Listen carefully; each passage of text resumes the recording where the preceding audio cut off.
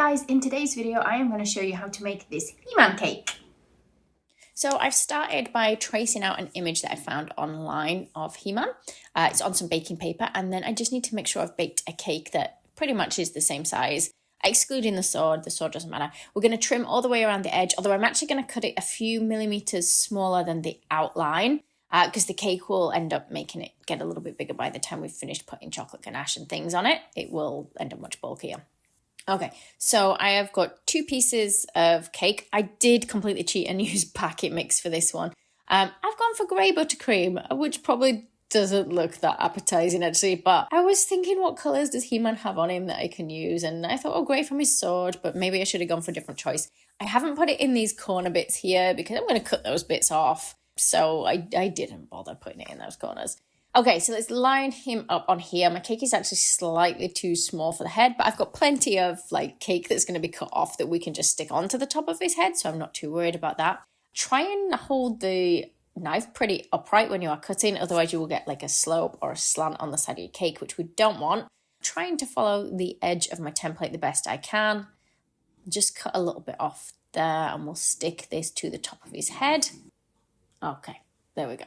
And then we'll just trim this down so it meets or matches with the edge of the template. So even when I do create a template like this, by the time I've ganached my cake, it never ends up exactly the same. Oh, also, if you think it looks a little bit firm, I had frozen the cake and it is still partially frozen when I'm cutting it out. So that's why it looks a little bit on the firm side. Okay, so you can see what it looks like from the side. I think to try and keep it as smooth on like the front of him as possible, because we're keeping it as like a 2D cake. We're not going to do anything kind of 3D because I wanted to try and do this one so that it's like a fairly simple, easy one for people to kind of copy if they want to do something similar. But yeah, to keep it nice and smooth on the top, I might turn it upside down and put more ganache on. We'll see. Anyway, I'm just going to cover the whole thing in chocolate ganache, which is just chocolate and cream melted together. It sets firmer than using buttercream. So my plan is to stand him up later on. And if it's just buttercream, it will probably collapse. Okay, so extra ganache on the front of him. And then I'm going to use a piece of greaseproof paper. We're going to push this down, try and rub out like the air bubbles. You need to do this quickly while the ganache is still soft and fairly melted. Now, you don't have to do this. You can just scrape it smooth with a smoother. But I thought I would just try it this way, see if I get a smoother result. So I'm just putting some, these are just cutting mats that I'm putting on there that I've found in the kitchen. Let's flip it over. Okay, let's take the mat off the other side. So you can see the back hasn't got ganache on at the moment, so we'll remove that and we'll cover the back in a layer of ganache as well. Oh, you can see his outline. I'm also just going to add some extra ganache to the bottom as well. Try and smooth it off everywhere the best you can. Now we do need to add this to the back, otherwise the cake will just go stale, especially if I stand it up. The back of the cake does really need to be covered all the way around so it's nice and airtight. And then we're just going to use that scraper. So this is now the back of him. So can you see you can use a scraper? Look how messy I get with chocolate ganache. But hopefully the front will be smoother by me having it laying down on the front. Okay, so while that's setting, I am going to take some grey. I've actually got fondant, but usually I would use modelling paste, but I thought I'd try it with fondant this time. It won't set firm enough for his sword without CMC or tylosin. So that was the powder you saw me adding to that. I added quite a bit. And then I'm going to try and put together that template again that I cut up earlier. And let's just draw out the sword. I'm just using my ruler to hold the paper down. So I'm just using my Dresden tool to push a line in. So the fondant underneath should still be soft enough that it makes a little mark. So just following the edge of the sword there. If there's any bits you miss, you can just draw it in afterwards. I say draw it in, it's almost like scoring it in. The deeper I go with my Dresden tool, the easier it is for me to cut it out afterwards because it kind of already puts like a deep indentation in. I am just going to move it over to a board because it's going to need to set, and when I pick it up I don't want it to bend, so I'll put it on a firm board so I can move it or lift it and move it out of the way. So we're trimming the edge. Okay, we're just going to leave it on there, and I think I can probably get away with putting a little bit more colour on this before it has set, as long as I'm careful. Just check it doesn't feel too soft when you do yours. If it does, just wait for it to firm up a little bit before adding colour. Okay, so I'm wanting a grey, so I'm mixing my black edible powder with some white edible powder, and I just want it to be a shade darker, or a couple of shades darker than the grey fondant that I've used. I'm just using an image of He-Man and his sword to to look at where the shadows sit. Now, I was torn between doing this with like the edible powder dust like I am doing now, or cutting this out in a darker grey fondant. So I could have rolled it really thin, but yeah, this way was easier. Okay, so black modelling paste. I'm going to use modelling paste so it does set hard now, just to give the sword extra strength. We're going to roll it out. You can do it by hand, or if you've got an extruder, you can put it into an extruder. You just need to make sure it's really soft to go in an extruder though. Otherwise, it can be quite tricky to twist it out. So this is going to be our outline. I'm going to stick it using some piping gel. You can use water, but I want it to stick pretty quickly, and the piping gel is very tacky and edible as well. So let's push this on all the way along the sides or the edges. Again, I try and have an image nearby so you can see where the outline is. I just like the idea of the black kind of outline for the more cartoony effect. Trimming it off where it goes beyond the edges. And I'll just do that all the way around. You can get different ends for the extruders as well, guys, in all different shapes and stuff. So I've found one with thinner pieces for like the details in the middle. So the lines in the middle, I'm going to do thinner than the outside edge lines. Because it's modelling paste, you do need to work fairly quick because it will start to firm up as you're working with it if you take too long over this. Also, it's pretty cold in my house when I'm making this. And the modelling paste that I use, which is the Saracino one, it is a really good paste. It firms quicker though when it is cold, and it is cold in here. I'll put links actually to a discount code below where you can get 10% off any of the Saracino products on their website.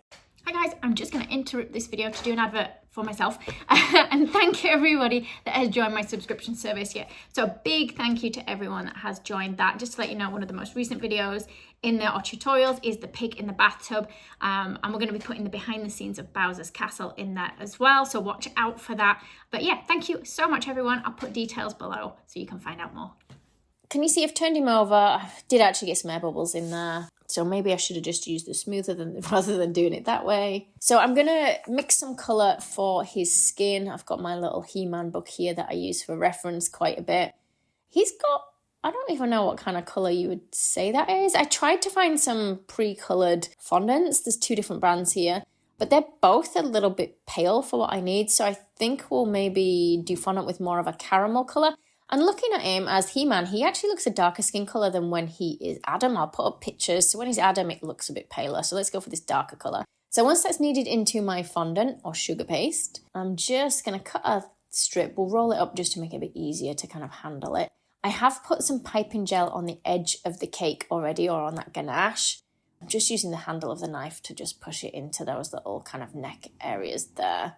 The neck on mine is probably a little bit thicker than in the diagram of him, but if I go too thin there, the cake will collapse, so that's why mine's a bit thicker.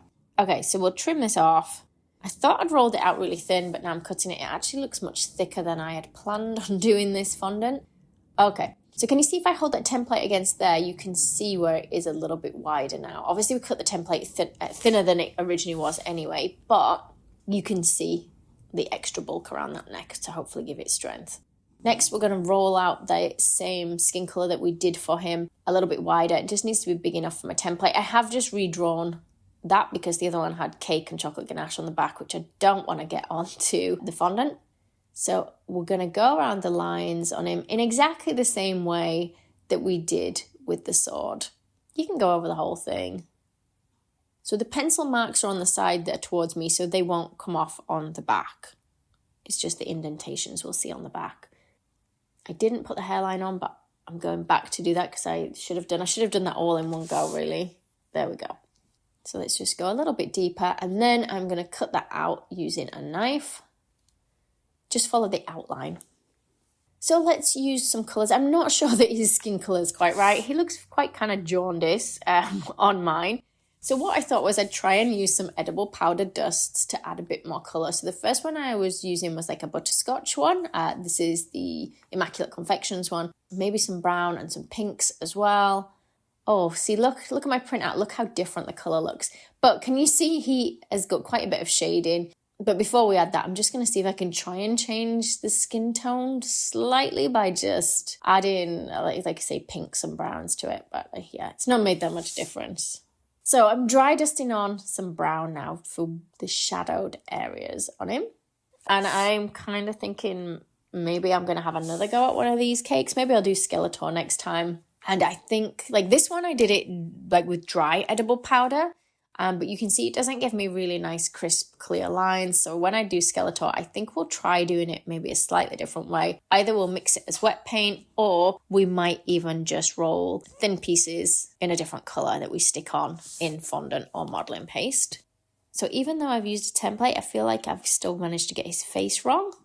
I'll just cut out that little bit there from under his arm. Now for his hair, I feel like it doesn't look that dissimilar colour-wise to the skin colour that I made. So I'm just going to put some yellow food colouring in. And because I'm going to roll it really thin, I want it to stay firm. So I'm going to add a bit of CMC to it. Or you can use Tylos. It just firms it up a little bit. So it's going to make it easier for me to work with it really thin. So the same as we've been doing before, we're just going to trace the outline, but just of the hair on this one. Okay. Again, just going to cut it out. So hopefully you can see we've rolled this much thinner. And then we're going to place that onto there. And again, we need to shade areas with a darker colour. So I've gone for this is a yellow mixed with a tiny bit of brown and black, just to make it a little bit darker than the hair. Now, it does look very messy at this stage. I'm hoping that by the time we get outlines on him, it will all kind of look a little bit nicer. But the next part is the grey for his little chest plate bit. I don't know what the technical term for this is, or is it just called his armour? I don't know. Okay, again, shading on there. I thought I'd put the shading on before we cut it out this time, see if it makes a difference. I'm just sticking these smaller pieces on with a little bit of water as well, guys. I've done all this before I put it on the cake, just in case it didn't quite fit right on the cake. I thought I'd do it this way, but you can obviously make it directly on the cake. Okay, so now it's time for doing the outline. So I used the extruder a lot when I did the sword, but for this one, because they're such small pieces, and I don't want them to be the exact same kind of width all the way up and down, I rolled a lot of these just by hand, which was actually quicker and easier for the small pieces. But yeah, I think some of these pieces I maybe had a little bit chunky. I think I should have gone a little bit thinner with some of these, but I am going to just see if it actually fits on here. I'm going to commit to sticking it on. You can tell when I get bored of doing the lines or a part like this, because I'll move on to the next step, even though I'm still partway through doing the last step. So it's stuck on with piping gel. Okay, you can see it doesn't quite fit, but it's not too bad. We'll kind of fill these bits in around the neck with some more black pieces of modeling paste. Now, I can't remember if I said why I was using modeling paste for the outline rather than fondant, but it's just easier to use for small, thin pieces like this. My fondant tends to kind of squash a little bit. So yeah, the black in modeling paste was much easier for me to use. So we'll just go all the way around him everywhere, making sure everything is outlined. Even though it looked like such a basic picture, when I was doing this, I realised that actually there were way more outlines on him than I'd realised. Now, the face was the hardest bit to do. I thought I was doing the lines kind of the same as on the picture, but just when you get the slightest, tiniest thing wrong or different, it does kind of make him look really different. Let's do the little red cross thing for his chest piece. Circle in the middle. Again, more outline pieces on there. So while the lines were time consuming, it still generally was quicker to make than some of the big 3D cakes that I do. But let me know, would you try a cake like this, guys? Is this a little bit easier for you to recreate than, say, the Bowser Castle cake that I did in my last video? The eyes were, again, quite tricky for me. I don't think I got them quite right. The circle, I just used the end of a piping nozzle to cut out that small circle. And now trying to get the outline around the edge of this, it needed to be really thin. And I struggled a bit with that. I think the outline does make such a big difference. Now it's on though, I can see that you can't see all the shaded bits that I put on, so I'm just going to go back over those a little bit and either darken them or make them a little bit bigger in some areas. I really did want to do a 3D bust cake of He-Man where it was kind of a bit more realistic, or maybe not even realistic, but I just thought it would take too long. Okay, check the sword is set hard before you put that on in place. And in fact, let's see if he stands up, and then we'll add the sword actually this way around. It's just stuck on with a bit of wet fondant at the back just to glue that in place. Let's cut into him.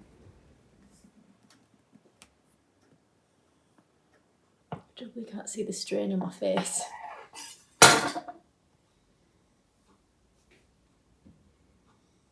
Thanks for watching, guys. I hope you did enjoy this one, and I'll see you again for the next one very soon.